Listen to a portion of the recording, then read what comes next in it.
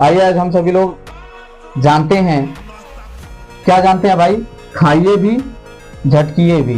ठीक है, समझ रहे हैं कि नहीं, उसके बारे में जानते हैं। मैं बात कर रहा हूँ पाचन तंत्र के बारे में, ठीक है, जिसको अंग्रेजी में क्या बोलते हैं, डाइजेस्टिव सिस्टम। ठीक है भाई, आइए हम सभी लोग शुरू करते हैं। इस सिस्टम, देखिए सिस्टम इसलिए कहा जाता है क्योंकि इसमें कोई ना कोई पूरा सिस्टम, एक सिस्टम लग करके काम करता है। ठीक है ना, समझ रहे हैं कि सिस्टम का मतलब कई चीजें मिल करके। तो आइए हम सभी लोग शुरू करते हैं भाई। ये है आपका मुख, जिसको अंग्रेजी में माउथ बोलते हैं। माउथ की सहायता से, मुख की सहायता से हम सभी लोग भोजन को मुख गुहा में रखते हैं। मुख गुहा क्या होता है भाई, ऐसे आप सभी लोग मुख को बंद करें, देखें मुख में कुछ खाली स्थान बच रहा, उसी खाली स्थान को क्या कहते हैं, मुख गुहा कहते हैं। ठीक है, मुख गुहा में यहाँ देख रहे हैं ये लार ग्रंथि पाई जाती है। लार ग्रंथि कितनी पाई जाती है भाई, 3 जोड़ी। 3 जोड़ी, जोड़ी का मतलब 2, ठीक है, और 3 जोड़ी का मतलब 6। 3 इधर 3 इधर, समझ गए कि नहीं। अब उसके बाद भोजन मुख गुहा से होते हुए कहाँ आता है, ग्रास नली। ग्रास नली किसे कहते हैं भाई, तो आप बेसिकली कह सकते हैं कि मुख गुहा से आमाशय तक, पेट तक के भाग क्या नली को ग्रास नली कहते हैं।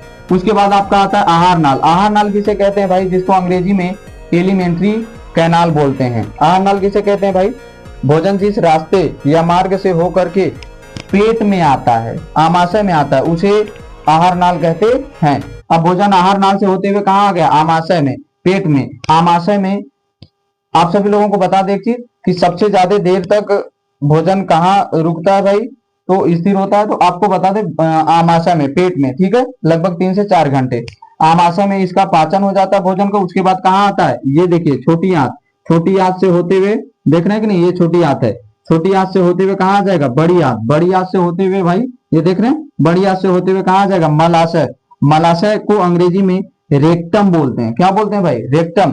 आशय का मतलब आप सभी लोगों को बता दें, आशय का मतलब होता है जहां कुछ देर के लिए ठहरा जाए, उसे आशय कहते हैं। ठीक है, तो अब देखिए यहाँ मल कुछ ही देर के लिए ठहरता है, लेकिन ठहरता है कहाँ, मलाशय। अब मलाशय के अंतिम छोर को गुदा द्वार, अंतिम भाग को गुदा द्वार या मल द्वार कह सकते हैं आप, अंग्रेजी में एनस बोलते हैं। अब देखिए मल क्या होता है, मल द्वार द्वारा, मतलब गुदा द्वार द्वारा, एनस द्वारा बाहर कर दिया जाता है। समझ गए कि नहीं, ये आप सभी लोगों को समझ में आया। आहार नाल की लंबाई कितनी होती है भाई, तो 9 मीटर। इसको यदि आप फीट में बदलें तो लगभग 32 फीट की होती है। समझ गए कि नहीं, आप लोगों को समझ में आया। और मैं बस यही कहूंगा, इधर से खाइए भी, इधर से झटकिए भी। समझ गए कि नहीं। इससे संबंधित पूरा वीडियो देखने के लिए पाचन संबंधित मेरे चैनल पर जाएं, वीडियो पूरा मिलेगा। ठीक है।